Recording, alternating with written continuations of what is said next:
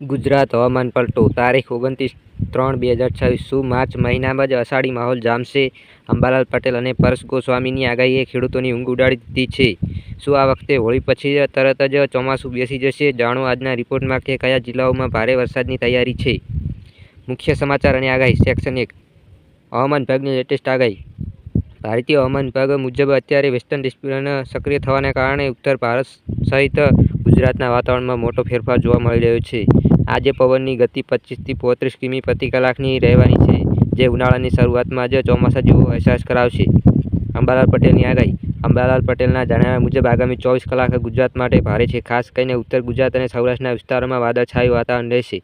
અમુક વિસ્તારોમાં કમોસમી વરસાદ એટલે કે માવઠું પડવાની શક્યતા છે. ખેડૂતોએ તૈયાર માલ સાચવી લેવો અત્યંત જરૂરી છે.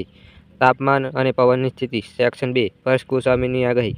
પરેશ ગોસ્વામીના મતે બપોરના સમયે તાપમાન 35°C થી 40°C સુધી જઈ શકે છે, પરંતુ સાંજ પડતા જ ભેજનું પ્રમાણ વધવાને કારણે બફારો વધશે.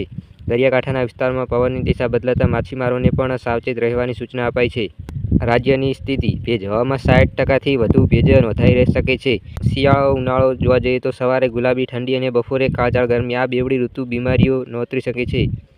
ખેડૂતો અને જનતા માટેના મુખ્ય સમાચાર. આ સમાચાર માત્ર માહિતી માટે નથી, પણ સતર્ક રહેવા માટે છે. જે રીતે અરબી સમુદ્રમાં હલચલ વધી રહી છે, તે જોતા એવું લાગે છે કે આ વર્ષે ઉનાળો આકરો તો હશે, પણ સાથે વારંવાર માવઠાની આફત પણ આવશે. જો તમે પણ તમારા જિલ્લાના હવામાન વિશે જાણવા માંગતા હોય તો નીચે કોમેન્ટમાં તમારા ગામ કે શહેરનું નામ ચોક્કસ લખજો. રોજિંદી અને સાચી આગાહી માટે અમારી સચિન કુમાર વેધર ચેનલને અત્યારે જ સબસ્ક્રાઇબ કરો. ફરી મળીએ છીએ આગામી બુલેટિનમાં.